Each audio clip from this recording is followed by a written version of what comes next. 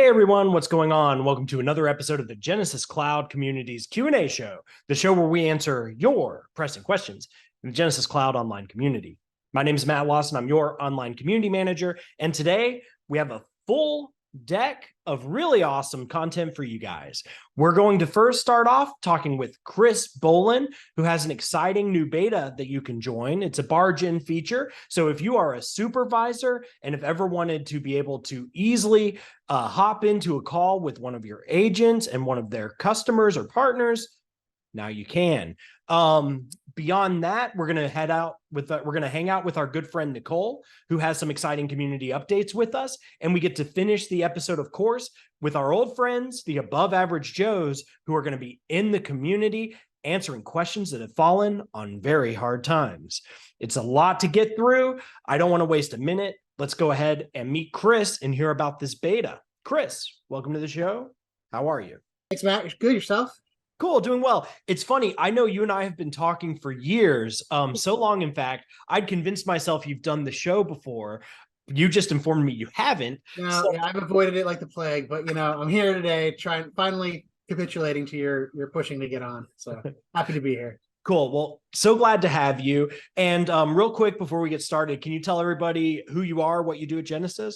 Sure. Yeah. Chris Bohlin, Senior Director of Product for our routing and also our work item and task automation solutions. So I've been with the team for about 5 years. So I'm one of the more tenured PMs on the team. I've covered everything from analytics to routing to admin tools. So I know a little bit about everything on the platform. Yep. Prior to that, I was actually a product manager on the Engage side of the house as well in our outbound world. So I've been with Genesys for quite some time and on this team for the better part of 5 years. Cool. Well, I think you and I have worked together because maybe we've done an AMA together in the past or something. Yes, that we have. Okay. Yep. Perfect. Excellent. Well, glad to have you on the show. Because it's your first time, we always like to ask an icebreaker. And the audience is not aware, but you and I get to record on one of the best days in the world. We are recording on May 4th. May the 4th be with you. Ooh, And I feel like I can't pass up an opportunity to ask you just real quick, in short, has Star Wars had any impact whatsoever on your life? Oh, absolutely. So my son is a preteen or just turned a teenager actually. And he and I we've watched a lot of the legacy movies and he's enjoyed those, but actually the Star Wars cartoon series, and there are many of them, have been something that we've watched together for years. Now we watch things like The Mandalorian together. So it's sort of like our father-son bonding moment. So yeah, absolutely. Star Wars is definitely there. And soon, someday, I hope that Cinco de Mayo, which is tomorrow, becomes something I can share with my son as well. Excellent. Cool. Well, glad to hear that. Yeah, Star Wars was a huge part of my childhood, and it must be cool to experience with your son as well. For sure. Cool. Well, today I'm really excited to have you. I know you and I have been working in the background past couple of weeks because you have a brand new beta that just opened. Yep. But in talking with you, we thought some people who watch the show may be interested in knowing what the feature is that you're going to be working on. And of course, we can talk a little bit about how to sign up for the beta. But can you go ahead and introduce what's the topic today? I can, yeah. So we recently pushed out to beta a new Barge-In voice functionality. So this is part of our Monitor Coach Barge suite, really meant for supervisors or users to be able to join into the conversation. We've been able to monitor for years. We added coaching, which is where I can whisper to an agent, but the customer can't hear me. We added that about a year and a half ago. And then we finally got around to adding Barge-In. And it's been way too long, candidly, but so I'm happy to get it out the door. Again, we're in beta right now. We hope to GA it with the release of ACD conferencing, which is what we're working on right now, which is a related thing where you're getting more than one party onto an interaction at a time. But the beta is really what's available now and what I hope to show you today. Cool. Perfect. Well, I know some people are going to be excited for this. And what do you say? Let's just go ahead and get started with the demo. Great. Yeah, so I'm going to go ahead and share my screen. And before I jump in, if you're on the beta site and you scroll around here, you should see a tile somewhere here. And I'm just going to keep clicking. Go to the very beginning. Barge-In voice. Oh, there it is. Okay, perfect. Right, yeah. So feel free to sign up for the beta. I certainly encourage you to. We've got about 20 or so customers already in, and that's only been out for just a few days. So happy to see that people are starting to enroll. And I do know that customers have been asking for this for a really long time, not just asking, but sort of expecting it. So hopefully, you get on and join, and people can get in and enjoy the feature as soon as they can. Cool. So with that, let me just show you how the feature works, because it's pretty simple. Okay. First thing I'm going to do is move over to a screen, and I'm going to act here as an agent. So what I'm going to do is just launch a phone call into this agent. I'm going to put them on queue. All right, so here's my test call. I'm going to mute stuff here so we don't get this crazy feedback. So the agent doesn't really notice anything different right now. So I'm connected to a call. I'm speaking to the customer. No problem. So I'm going to change my window here, and I'm going to go over to a supervisor screen. So I'm in the interactions view. I'm going to hit refresh so I can actually see my phone call here. And here's the call that I'm on right now. So I'm going to click into this. And this takes me to the interaction detail UI, where customers have always been able to do monitor and coach. And now with the right permissions, they can do Barge-In as well. So from here, you'll see on this participant list, I've got a new icon, which is Barge-In. It's microphone, right? And literally, at this particular case, the supervisor is going to join into the call with the customer and the agent. So this could be where, call's gone off the rails and a supervisor knows that they need to jump in and help the customer and or the agent take care of a situation. Or it could just be where the agent needs to get someone in on the call to help with some assistance. A little bit different from a conference where the agent invites the supervisor. In this case, the supervisor can just jump in when they're ready. So I'm going to make this really simple. I'm just going to go ahead and hit Barge-In. And what happens here is that we actually establish an audio connection in the interactions panel for the supervisor. So I'm the supervisor in this screen. I'm connected to that phone number. You can see the Barge-In icon. It actually tells you who you're barging into as well.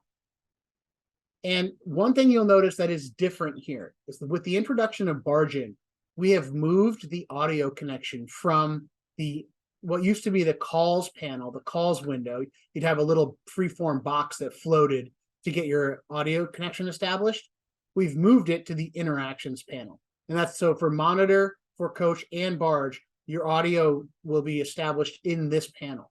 The reason for that is that, especially with Barge-In, you're now part of the ACD call, right? So the supervisor has the same call controls that the agent does. They could transfer this call if they needed to. So I could transfer my Barge-In session to another supervisor if I wanted to.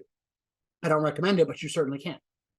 And so here you can see, and if I go back over to the agent panel, the agent doesn't really see anything different. They're still working here. Everything's going fine, but they are now talking to both the supervisor, the customer, and the agent.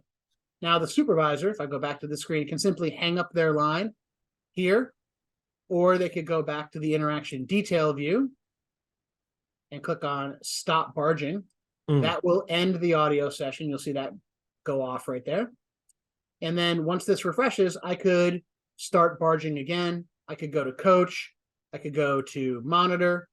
And you can actually do what we call morphing as well. So I might be monitoring a call, and I'll start this right now just to show you. So I'm now monitoring the interaction. You can see the monitoring icon here. I go back to that interaction detail view. I can stop monitoring, or I could go to coach, or I could go to Barge-In, and that's morphing, if you will, right? Okay. The one thing that you cannot do is you can't go from Barge-In back down the stack. You have to physically end your Barge-In session and then start again. These are some limitations that we know are in for beta. They may not be there for GA, or this one may last for a little while. There are some other caveats that we've documented inside the beta community so that what we can do, what we can't do. There's some peculiarness around recordings with Barge-In. There's also some strangeness with transferring the Barge-In. So if an agent does a consult transfer with another customer, or excuse me, with another agent, and then a Barge-In happens, it could throw off the flow a little bit. So I've documented those things, and they're in the Barge-In community. You can read our documentation there and see some screenshots as well. But really, that's the feature in a nutshell. Okay, cool. I had two questions come up while you were doing your demo. The first is, I was wondering, does the agent get any kind of a notification that you have barged in, or will you not know until you start talking? Right. Yeah, intentionally not right now. So okay, in the future, we are going to optionalize that. So there are countries like Germany, for example, where the regulations require them to let the agent know they are being monitored. But there Okay. are other, countries like in the US, for example, where silent monitoring is preferred. So the agent should have no knowledge of someone monitoring them or whatnot. In Okay. Barge-In, they don't really need a notification, right? You know when someone's barged in because you're hearing them. They're in the call. They can't really. Well, that's what I was wondering. Like, I know with Zoom, there's sometimes like a little ding before somebody enters a call. I was wondering if Barge-In has Yeah, something. no, this is the straight enter. And maybe we'll look at that in the future. I have heard something similar. But for the most part, it'll be just let them in and get them started. Okay, cool. And then the other question I had is, I know you said that this is largely for supervisors. Is this something you can turn on and off for individual team members, like a permission, or is it based off of your overall profile setting? No, it is a permission. So it could be in any role. If there is a conversation, call, Barge-In permission, like there is for monitor and for coach as well. So you add that permission to whatever user you want to give access to this. Now, keep in mind that you also have to give them the rights to come in and see the performance views. And that's typically a permission given to supervisors and not agents or back office users. So just keep that in mind. But again, it's available to whomever you want to give it to. Okay, cool. And, honestly, like watching it, like you told me at the beginning, this would be a pretty quick demo. It definitely was. I don't have a ton of questions. The great thing is, if anybody is watching this and they do have questions, want to learn more, that's exactly why we have the beta. So go ahead, sign up. Chris showed you where that tile is in the beta headquarters, and he'd love for you to join, ask your questions, and play around with the feature. Exactly. Yeah. Thank you, everyone. I appreciate it. And certainly encourage you to test out the beta as soon as you can. Awesome. Hey, Chris, thanks so much for being on the show. We appreciate it. Oh, and real quick before you go, turns out the force is with you and I. You and I actually get to meet in person at Experience this year. Is that correct? Yeah, exactly. I'm going to be there actually talking about another solution that I'm working on. I have a couple of presentations on work automation and task routing, which is a new feature that we're bringing to market to allow customers to route non-communication events into agents and then apply automation around them. So got a full 45-minute session there. Encourage everyone to attend. I think it's a really exciting new feature because it allows Genesys Cloud not only to address the contact center market, but also starts to get us into the back office and dealing with the entire organization. Because now you can take a Salesforce case, or a ServiceNow support case, support ticket, or a reminder to lick a stamp. You can send those things to agents or to back office users and track them and figure out where they are. So it's a really exciting new feature, and I'm pretty stoked to be able to get the opportunity to speak at Experience. Cool. Well, I'm glad you get to speak at Experience too. And I hate that they got the scoop on that, but maybe you can come back on the Q&A show as that feature gets ready for release or beta, and our audience can learn more as well. Yeah, most definitely. I'm certainly interested in doing that. Cool. Awesome. Chris, thanks so much for stopping by. I'll see you at Experience. All right. Appreciate it. Thanks, guys. All right. Chris, thanks so much for that overview. Really appreciate it. And again, looking forward to seeing you at Experience. Now let's hop over to our community specialist, Nicole, and learn about some really fun community updates. Nicole, what have you got for us? Hi everyone, I'm Nicole Milliken, your community video specialist, and I'm so excited to reveal the new welcome community that just launched. So take a look at the trailer we put together to learn more. Are you new to the Genesys community? Want help getting enrolled? Let us welcome you to the site. The welcome community is now open. It's your one-stop shop for learning community basics such as registering for communities, setting up your profile information, posting and replying to discussion threads, and participating in events. Your community debut will be a standout performance after you complete the debut challenge and earn your first profile badge. Welcome to the Genesys community. We're so glad you're here. Okay, I hope that you got to learn a little bit about what the Welcome Community is about. And currently, we're running a really cool community contest that's really awesome because it will walk you through a debut challenge, which will not only help you learn the basics of how to use the community, but it will also help you earn a brand new profile badge that looks pretty spiffy, if you ask me. If you choose to complete the other task in the contest, you'll earn entries which will help your chances of winning a prize wall item of your choice. So with that segue, I'd like to announce our very first winner. Drum roll, please. Jason Mock. Thank you so much for participating in our community contest and completing all the tasks. Your name popped out as the random winner for this Friday. And just so you guys know, we are going to pick a random winner every Friday until May 19th. So that means you have 2 more chances to win a prize wall item of your choice. So you still have time to participate. Get into the Welcome Community and join and play the contest and complete the tasks to earn the entries that will help you win. We hope to see you in there, and thanks for listening. Hey, Nicole, good to see you. Hi, Matt. What's going on? Oh, not much. Thank you so much for those wonderful updates on the community. Always a pleasure to hear what we've been working on. Absolutely. The Welcome Community is a big one. So I was super excited to be able to give a little overview for that.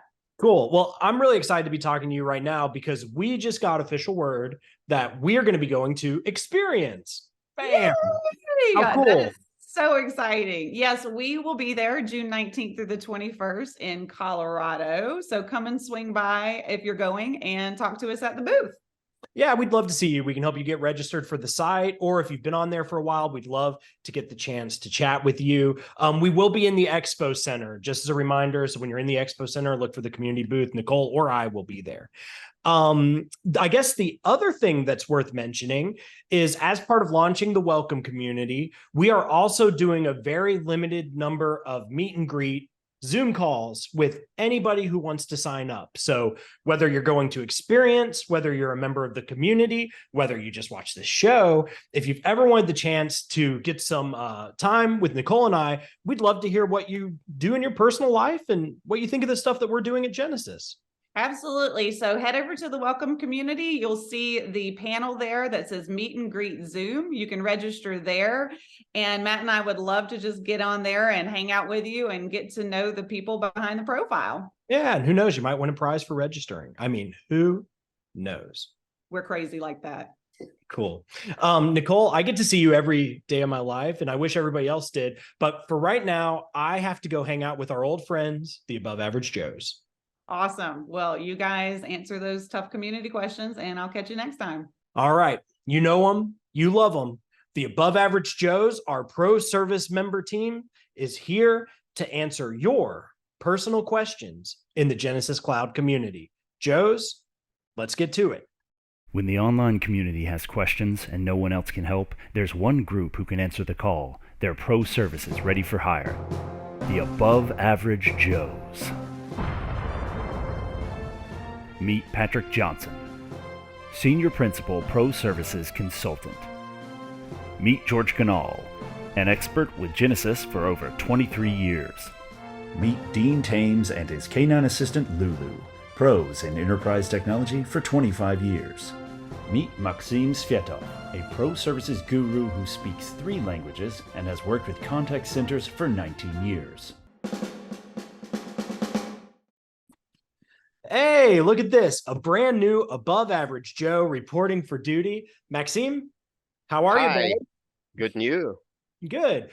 Thanks so much for offering to join the ranks of George, Patrick, and some of the other great professional service experts that have come before them to answer some questions in the community that have fallen on hard times. I'm already really impressed with your knowledge. Can't wait to answer some questions with you. But before that, real quick, can you tell everybody a little bit about you? How long have you been at Genesys? What do you do? I'm relatively new to Genesys. It's been less than 1 year, but I'm not new to the contact center world. I'm in this industry for 19 years. So it's going to Oh, be wow. Excellent. 20, almost 20. Yeah. So worked with multiple different vendors, different partners in different countries. Right now, I'm a part of a professional services team at Genesys, which I like very much. Any area of expertise, any like projects you get most excited about, anything like that? I would say everything about integrations, APIs, complex situations around the contact center. I like challenges, so that what works well for me.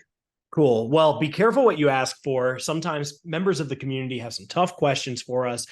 By the way, for those of you watching, if you have a question that you want Maxime or another member of our team to cover, feel free to email us, qashow@genesys.com. All right.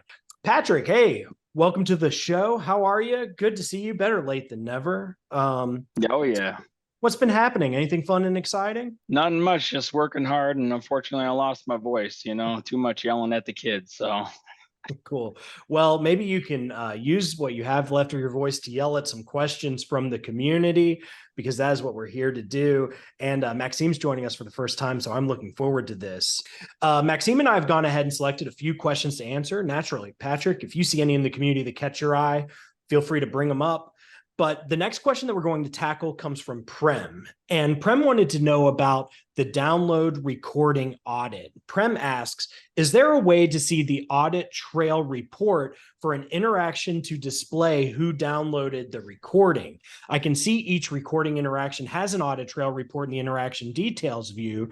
It will show who accessed the recording even during the download phase, but it doesn't have a download option to display who downloaded it. I think we get the idea with this question. Maxime, let's start with you. Any advice that you have for Prem? My general advice would be to look at the permissions of the user.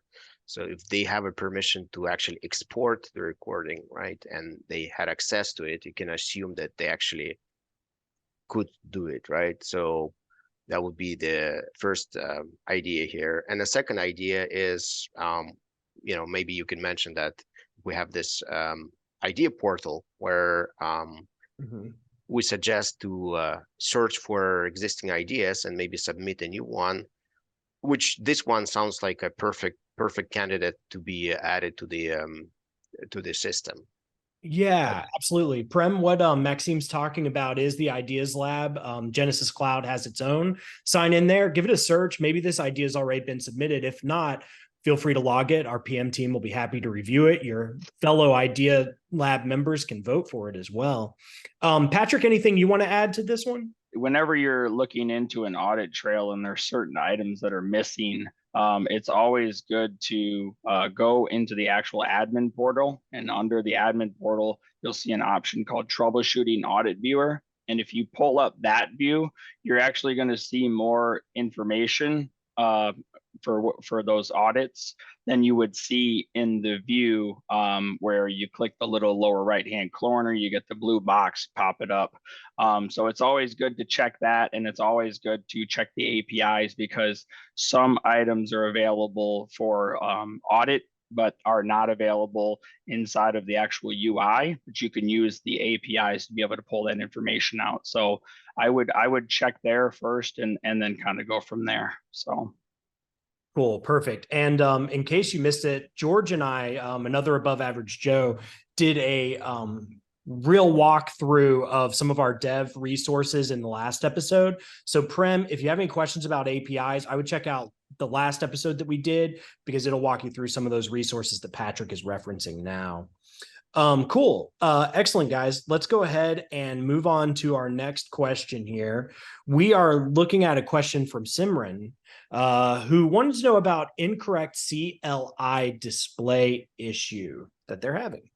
Hello, we have a setup where, due to Dubai telco restriction, we have calls passing through Frankfurt to Dubai.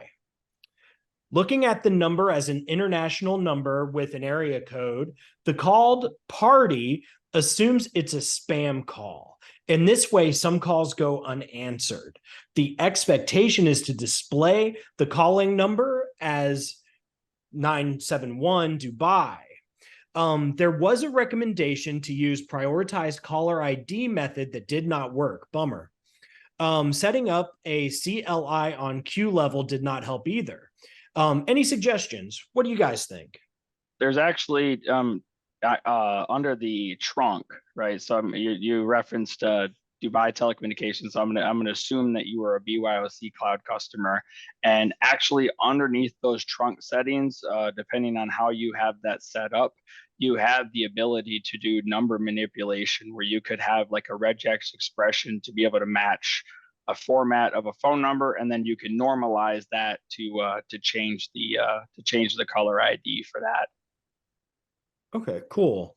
And if you have any questions about how the trunk works, I would encourage you to open a new discussion in the community. Maybe somebody can help to get you a display of what that looks like. Maybe one of our above average Joes can chime in. Maxime, anything you want to add? Assuming that we're talking about outbound calls, I would also try to simulate this call. That's something you can do when you go to a site assigned to a user under number plan. So it will show you which trunk it actually uses when you perform this outbound call. So that would give you an idea whether the configuration that was applied is actually was applied to the right place. And if everything fails, it's also probable that this would be a case where a telco, an owner of this trunk, would have to be involved to look at the configuration, because sometimes telcos, they just force certain caller ID despite the configuration coming from the contact center. Thanks for that, guys. And Maxime, the next question that we picked was an interesting one that you wanted to flag, because it isn't a question at all. It was an announcement that came from a Genesys employee about automatic language detection for digital interactions. I believe when we were talking about it, you said more than anything, you just had something you wanted to add to this announcement. Is that right? Yeah, I believe that there was maybe not a misunderstanding, but a bit of a confusion where this feature is actually, what it actually brings to a system. So what it actually does, it allows to automatically detect the language of the transcription. So when you open interaction details, when you go to transcript, right, it would show the language of the interaction that the system automatically detected. But it doesn't really mean that, let's say, if you have a chat session open, this is where it would automatically start chatting in a different language. So that's not something that is a part of this functionality. Gotcha. Okay. Yeah. Cool. Because the message here from Annex says, by characterizing interactions according to language, businesses can easily locate interactions in a specific language and respond to them more efficiently. This feature is especially useful for businesses that operate in multiple countries. This feature is available for all of our customers, and then they give the platforms. Okay, cool. Good to know. Thank you for that note. This question comes from Andrew, who I think is asking a question for the very first time on the Q&A show. Andrew, welcome. I have set a policy to delete recordings for both users and queues for both inbound and outbound calls. However, somehow I have outbound call conversations that are still recorded, even though the user and all the queues they are assigned to are included in the do not record policy. Does anyone know why that would be? I even have the policy override any policies which say to retain them. Any help would be appreciated. Maxime, Patrick, any thoughts on this? Well, if I would start troubleshooting this issue, first step would be to look at those interactions that were not deleted.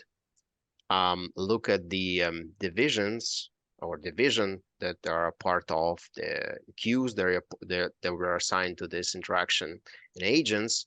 And then I will try to match those attributes to the policy or policies configured in the system, just to make sure that it actually deletes what it's supposed to delete. If all seems to be accurate, right? Then the next best thing would be to open a ticket, right? Because that would be a potential bug, right? Mhm. But yeah, the first step is just to look at the configuration, because there might be complex scenarios where a call came in to one queue that was a part of first division, right? Then it was transferred to another queue that was, let's say, a different division. So just need to make sure that those conditions are met when we're talking about the policy that was created. Okay, cool. And yeah, I know one of the things you mentioned when we talked about this question earlier is that sometimes calls get transferred between different queues, and that may Right. be why it wasn't deleted in particular. Like it may have been transferred to a queue that's set to not delete or something like that. All right, everybody. Our friend Patrick scoured the community and found a question that just came in not too long ago, but he wanted to make sure we get it answered real quick while we're all together. It's about form submissions into an outbound call list. Justin Wong, a new member to the community, writes, "Hello, we are looking into a solution where a form submission on our contact page is added to either a running campaign or queue if possible. The form will capture their numbers, names, email, etc., and possibly a scheduled time to call them. From my understanding, once a campaign is running, new numbers are not allowed to be added. What if we add it through the API? If campaign or queue is not an option for this case, what is the best solution? Thank you in advance." I love questions like this because, Patrick, you've already spoiled the answer for me. Apparently, this is doable. So let's go ahead and Correct. help new member Justin out. Patrick, do you want to take first shot at this? Yeah. So I'll add some more details in there because you've got kind of two parts in your question. So your form to collect all of that information on your contact page is great, and then you can take that information, and odds are the easiest way to automate this is to use our APIs to be able to append that contact to a contact list. Now you can append a contact to a contact list for a running campaign at any time. Otherwise, your other option is you could always take a CSV and then add that to the contact list through the Genesys Cloud UI. So that way you can get those contacts added to that. Now, depending on your dialing mode, you can schedule contactable time sets. So when your specific part of your question where you said scheduled time to call, if you're looking for preferred, calling time based on the, caller's region, such as California, I don't want to call them 8 o'clock in the morning on Eastern because that's going to be 5 o'clock their time. But I think what you're looking for is more of like a preferred calling time. And I have achieved this for customers before, but the way that I do it is a little bit different. So the way you would actually have it is you'd have 3 campaigns, as an example, if we had 3 preferred calling times. Now you can use one contact list, and then you can schedule and create a column there in your contact list called preferred calling time. And so let's say your preferred calling time of contact A is between 8 and 12. You can have campaign A for 8 to 12 scheduled to turn on between 8 and 12 and use that contact list. And then you can use a contact list filter to be able to filter out all those contacts to only show the ones with the 8 to 12 range there. And I'm going to try not to say contact anymore at this point. So Hey, contact me. We can figure that yeah, there we go. Let's see here. Maxime, anything you want to add? Yeah, it's a great answer, Patrick. I can also add that another option, because it was mentioned in the question, whether it's campaign or queue, you can also use a callback API. So you can create a scheduled callback using our API from a web form. I know that many clients do that. So they call it click to call or callback button, right? And that's what it actually does. Cool. And Patrick, from what I understand, you had a link you want us to go ahead and share in this reply also. Is that correct? That's correct. Yep. That just gives you the information talking about the ability to append contacts to active running campaigns. And it goes through the procedures on how you would do that. And it comes from our friends at the Resource Center. So I'll make sure you have this link in the show notes for this episode and in the discussion post when I reply. All right. So we're going to do one more question here. This one comes from Jason, who actually, Jason, did you get 2 questions in one episode? I can't remember now. But let's go ahead and make sure you get this one answered. Callback scene is active and going on for hours. What's really funny is this is a question that has actually, I think, come up before, if not on the show, definitely in my personal life. And to summarize, Jason, first of all, thank you so much for the picture. We always love being able to see what people are talking about. Looks like you had, well, Jason writes, an interaction that went to callback and the agent was able to contact the caller after getting the alert still showed as going on for hours after the agent finished talking to the caller and did the wrap up. Does this indicate the agent did not completely end the call? It does not show the wrap-up section being more than a few seconds, so I would assume the agent already completed the call. I don't see why the timeline would show the callback still going on unless it didn't, complete itself, and I think we get the idea. Talking about this off camera, I know we have a couple of great suggestions for you. Let's go ahead. Patrick, do you want to start us off? Yeah. So this is actually a common item that we see sometimes with customers, especially agents new to the Genesys Cloud platform and using maybe the standard out-of-the-box callback features compared to their previous system. So when you get a callback, you're actually going to get the callback interaction presented to the agent. And then they have the ability to click begin callback and then select a phone number, which will actually be another interaction still tied to the original, where they can make the call to that number and reach out to the individual. Now, when they end that call, right, they will assign a disposition code to that voice call. And then they still have to click end callback. They're still going to be in the callback interaction. And the main reason for that is that there might be a situation where there's multiple numbers listed for a callback entry. So you may want to try their cell phone and you were unable to reach them. So you would disposition that callback to the mobile phone, possibly as unreachable or voicemail, right? And then you can make a second callback to the other number that is listed on file. And maybe you were able to get a hold of that person, and then you can assign a wrap-up code for the overall interaction. If that is an issue for you, we do have a solution available in the App Foundry where there is something called the automatic callback, I believe is exactly what it's called. And what it'll do is it'll allow you to program and set it up where when a call comes into an agent, instead of them actually having to click the begin callback, it will automatically click that for them and start the dialing process. It'll also allow you to have different options when it comes to ending the callback interaction when you are all done with that. So cool. I would advise reaching out to them if that's something that you're interested in. Awesome. And it looks like you can do a free trial also if you want to try this automatic callback feature out. And of course, there's some information on pricing, product details, and use cases, all available in the App Foundry. We'll be happy to link you to this. Maxime, anything you want to add? I think it's a great answer. I also think it seems like it just takes a bit of a training on the agent side, right, to let them know how to properly close the contact, right? And I guess as an alternative to App Foundry application for those who like challenge, right, like to program something, I feel that our process automation and workflows could also allow you to achieve the same result, but it would just take some customizations, right? All right, cool. Well, guys, hey, Maxime, how's it feel to have your first round of Stump the Expert in the books? You're now an above average Joe. You've earned your stripe. You going to walk a few inches taller today?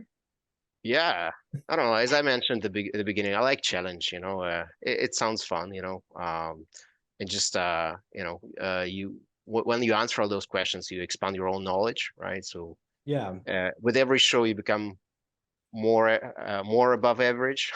Let's call it this way. Absolutely. Cool. And Patrick, as always, you got a sign for us. If it doesn't challenge you, it won't change you. So chaos becomes normal. That's one of my favorites. Excellent. Always good to see you guys. Pleasure to work with you, and can't wait to have you on a future episode. All right, everyone. That concludes this week's episode. Just as a recap, that welcome community is now open. So if you are new to the community, head over there. We've tried to make it as easy as possible for you to get signed up, signed in, and comfortable using the site. If you are going to Genesys's conference experience in Colorado, man, we'd love to see you. Please register for a meet and greet if you want to hang out with us before the conference, or hopefully we'll see you there in the community. You know the drill. Tons of ways to get in touch with us. Thank you so much, Maxime, Patrick, Chris, and Nicole, for being on the episode. I've loved recording with you, and thank you all at home for watching. Until I see you at Experience or in the community, talk to you next time. Thanks for tuning in for this week's episode. We hope it was helpful and maybe a little bit entertaining. Each week, our host and experts review community discussions and debate what content to discuss, so your voice matters. Did we miss something? Do you have a question for the show? Let us know. Join the conversation at the Genesys online community. As a Genesys customer or partner, you can create an account. Just click the sign-in button found on most pages and follow the necessary instructions to create an account. Also, feel free to email us at qashow@genesys.com. We'd love to hear from you. If this is your first episode, welcome. You can view our entire archives. Go to the Helpful Links panel found on most community pages and find the QA Show archive that interests you. Also, check out the community's prize wall for current contests and previous winners.